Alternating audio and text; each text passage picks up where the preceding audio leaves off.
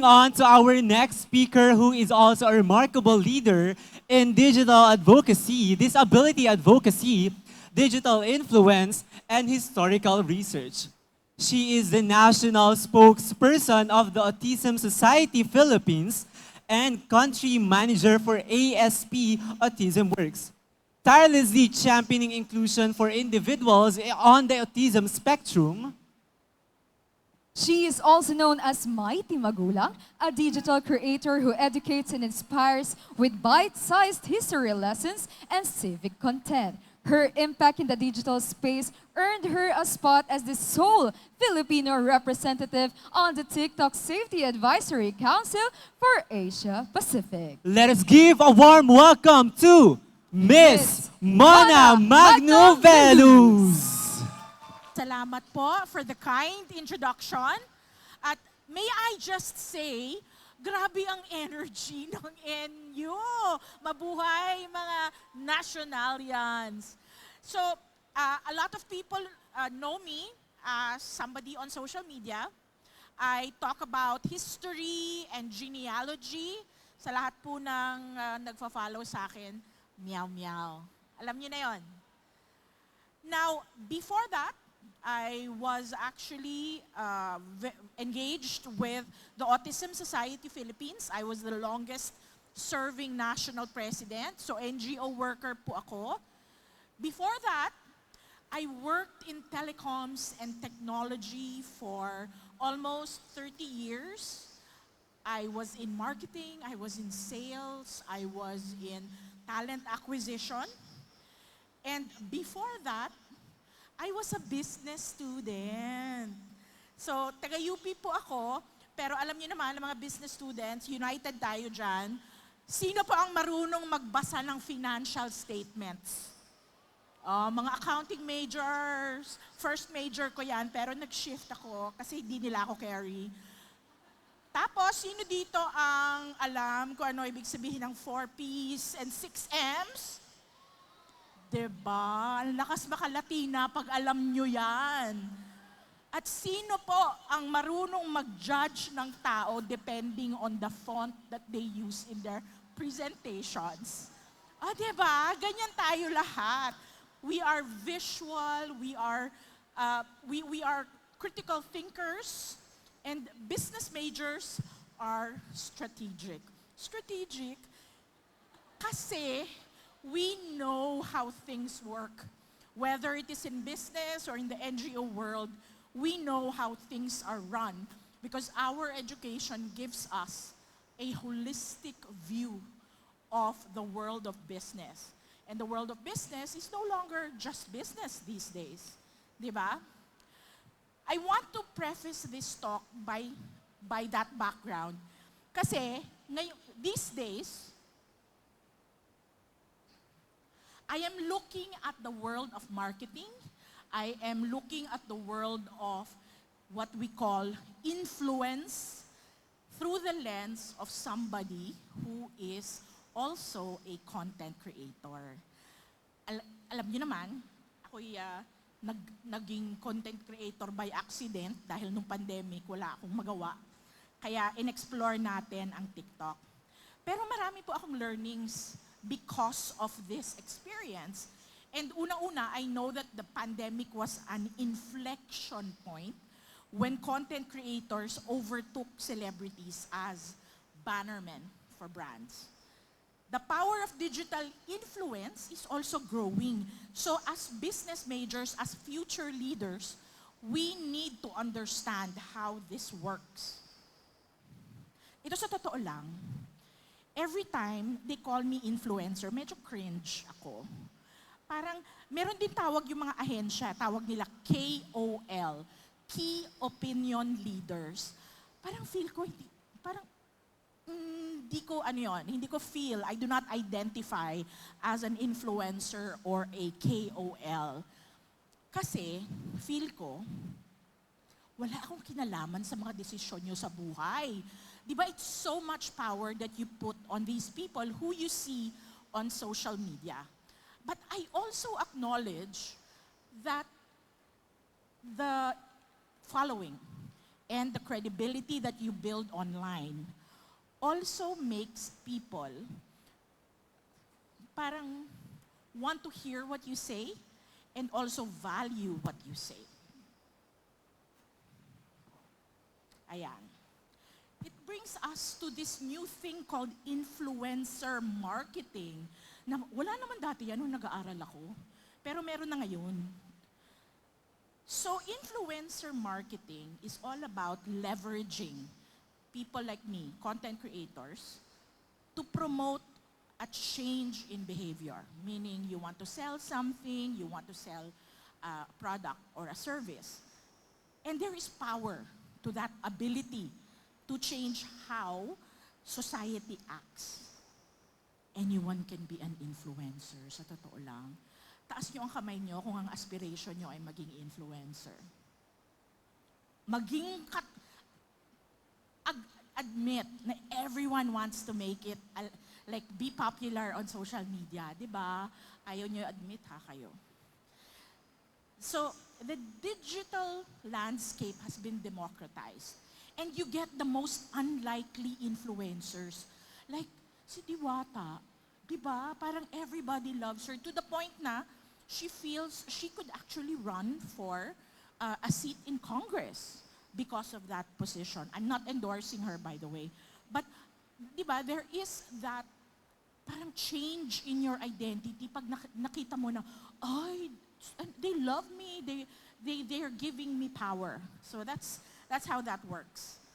And because social media is free and it is a primary connection to the people, you don't need to pay anything to be part of the conversation, social media and influence marketing will continue to grow. Okay, so social media, this influencer marketing that we hear of, is more than just sponsored post.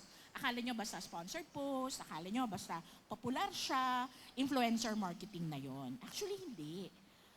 Influencer marketing is about a relationship with a viewer. And it is about trust. Diba? People trust people more than brands. So, totoo lang. And human psychology tells us that if this person is somebody I like, then it is more likely that I will associate myself with that person. Ganun lang po, human behavior yan. So ano ba ang elements of trust? How can you be trustworthy as an influencer? Maraming elements dyan. The first off, of course, is relatability. Go to the person that you follow the most on TikTok, and you will see that this is one person that you admire or somebody that you want to relate to. Kahit na you are very different, aminin that there is an aspirational component to that. You want to aspire to be similar to that person. Expertise. Karamihan po ng mga nagpa-follow sa akin, for instance, didn't have or they feel that their education in history was lacking. Kaya they want to know more. They want to understand more about what they did not learn in school. And because I am evidence-based when I speak, then there is that level of expertise that they respect. Authenticity. I think this is also a big draw to social media versus yung talagang masyadong Pino. Okay na medyo pangit yung background, okay na medyo ugly yung lighting, kasi it means that this is real. This is a human being talking to you rather than a brand talking to you. Pag masyadong maganda, parang mag-aano ka, pag may doubt. Kapag multiple angles ang iyong camera, medyo may question mark yung authenticity. And engagement. What is engagement? It's not just followers. It is also the comments, the views, the likes, and the shares. So yun po ang mas importante ngayon in this world rather than just following. So during the pandemic, and you're going to hear me leverage on the story of the pandemic a lot today. During the pandemic, trust has shifted. Dati, we have celebrity influencers, right? Pero during the pandemic, they lost a little bit of that influence. Kasi hindi na nagpo-produce ng TV show. Kasi hindi na nag-produce ng pelikula. Diba? Wala nang noontime shows na pwedeng mag-events wherever people are. So now we shift to micro and nano influencers. And micro and nano influencers like myself, we thrive in a particular niche. And kung sino man ang marketing majors dito, ang alam, a gift to any marketer is a clear niche. Kapag alam mo yung niche mo, that's gold, di ba? And these micro and nano influencers very clearly have a niche. And consumers who are in that niche follow because this is something they're interested in and they want a view of their personal lives.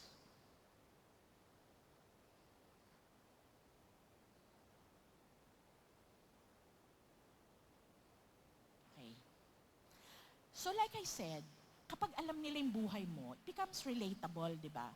You are in the same community, you are in the same world.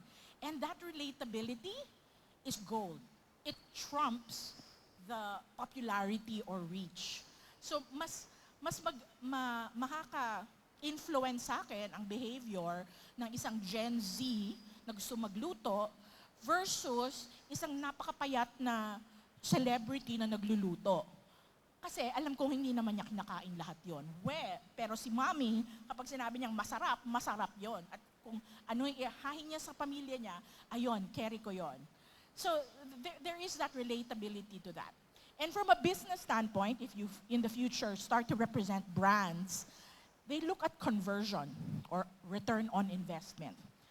During the pandemic, a lot of marketers found out that there is a higher conversion or ROI on influencer, micro and nano, compared to mega celebrities. So for example, you have a budget of 1 million pesos. If you take that 1 million pesos and pay one influencer 50,000 pesos for content, it gets more reach and you get more sales versus getting a pseudo celebrity with that 1 million na isang tao lang yung makakausap mo. So this has proven to be a better business case for a lot of agencies, for a lot of brands. That is fact. Ngayon, ganyan na po. So much so that there are agencies that have created new groups called KOL relations. Kasi ang trabaho lang nila, maghanap at mag-profile ng mga nano and micro influencers.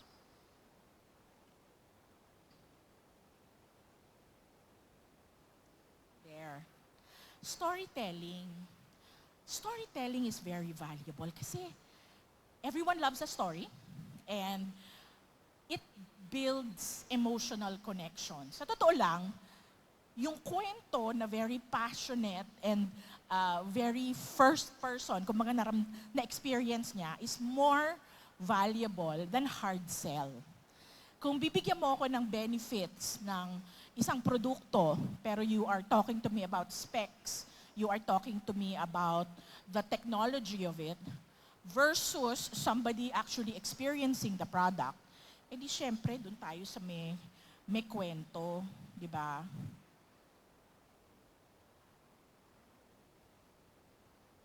Yan. So, because of this shift to storytelling, we now see that instead of mass marketing, we are seeing more personal recommendations. We are seeing the rise of social commerce or direct sales through influencers. Dati pupunta ka lang sa site, bibili ka ng produkto dahil naisip mo, versus, it's 12 o'clock at night, tapos gutom na gutom ka for some reason. Tapos may nakita kang nagla-live na nagbebenta ng chichirya. O di ba bibilin mo kasi nagugutom ka. Tapos dadating na siya bukas. So swak. So yung ganon, it is now a live and a very, a real, parang you're buying directly from that person. Pwede ka pa magtanong, Maalat ba yan? Yung mga ganun. Matamis, masyado ba matamis yan? Yung mga ganung tanong. And you feel that you are there face to face with that person. So we are going to see more of that. There is also an increased demand for authenticity and transparency. Pag nagla-live selling ka, masasabihin ng mga tao, hindi naman maganda yung produkto na yan eh. So forced to good ka to deal with your products weaknesses in front of everyone else, diba? They usually address it directly, so masaya. It forces any merchant to be straightforward. Pagkatapos, and this is something na I'll talk about a little bit later, hindi na talaga natin kailangan ng expert, diba? Yung nagbebenta sa'yo ng pantuyo ng buhok, hindi naman siya expert dun sa mechanics noon, or hindi naman siya hairdresser, pero basta maganda siya, maganda yung resulta, go, bili natin yung blower na yan na walang cord. Di ba kasi maganda yun eh. Okay. So, ganon yung how influence and how stories actually affect our minds and our behaviors. Hindi natin mapagkakaila that influence can be used for both good and bad. Parang, di ba? With great power comes great responsibility. Unfortunately, not everybody uses it for good. Viral does not mean it's true. Viral does not mean it is good for the society. And also, influence normalizes bad behavior. And this is something that is very concerning for me. Sana po nare-recognize nyo yon, that we shouldn't normalize bad behaviors even if it is popular and visible on social media. There are ways that we can help create a space na less toxic for everyone. No? And we can practice these things. We practice transparency. As marketers, we have to disclose sponsored content. Parang hindi mo na kailangan magtanong na, so magkano ba nangyari? Yung mga ganon. We have to combat fake followers and engagements. There are, of course, people that you can hire to comment or to engage with you. And let's not, parang ba't pa tayo naglolokohan, di ba? If you are a marketer and you want genuine engagement for those who really want to purchase your product or your service, there is no need to engage in that. We have to support responsible consumption. So we are not talking, especially for example, mukbang. There is mukbang where you just enjoy the food while you make kwento, and there is mukbang where you almost challenge yourself physically to consume an unusual amount of food. And we have to promote responsible consumption. There is also the need to navigate the regulatory landscape. As marketers, as business majors, I encourage you to start looking into the congressional conversations ongoing at the moment about social media and about fake news. I think it is going to impact us eventually when there is a level of regulation that will be put on those who are active on social media. I think it is inevitable, kaya dapat we are on top of that conversation. Now, influence does not only sell products, but it also shifts societal behavior.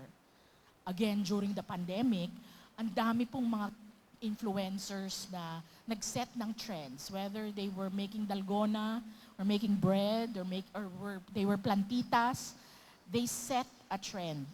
They also started promoting e-commerce and mobile banking and delivery. These are three things that we did not promote before. Parang hindi siya masyadong popular dati. And of course, the uplifting of mental health, that higher level of purpose. I think there was an uptick during the pandemic, and it also awakened the need for more of it. And my favorite example is actually inspiring community action. Alam niyo yung community pantry. I think it was a perfect example of communities coming together for positive action. And we should have more of that.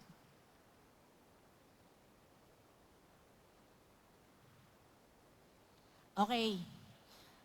So ngayon, we are going to draw into the area where it is not just about the product or the brand that we are looking at.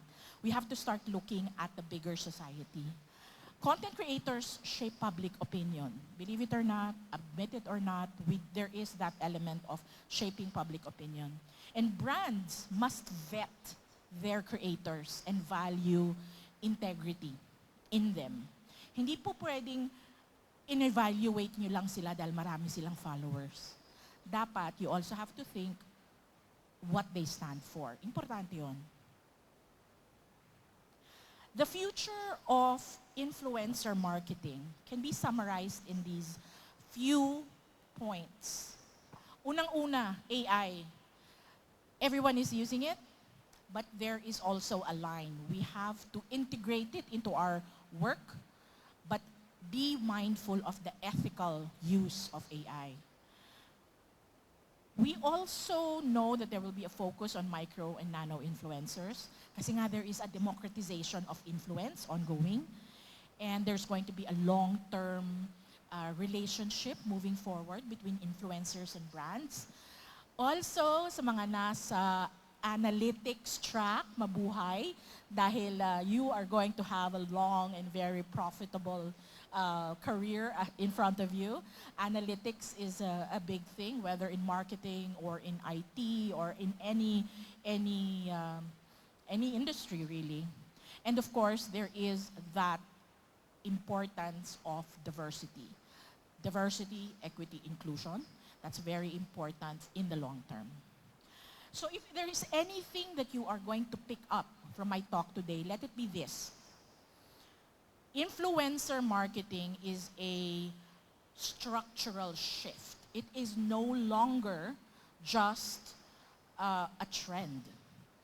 Influence is power, and every post that you make, if you have that power, is a ripple. Influencer marketing calls for consumer discernment and marketer responsibility. It means that we all have the responsibility to make ethical decisions around influencer marketing because this is a way to promote a positive digital ecosystem. And of course, as consumers, as content creators, as marketers, what we want to do is to build digital for good.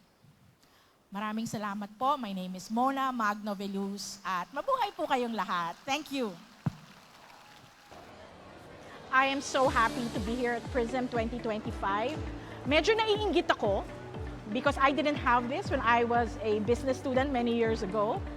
This event actually gives the future business leaders this opportunity to talk about trending business topics and also to hear directly from business leaders who have the expertise and have the years of experience in this field. Kaya ang galing.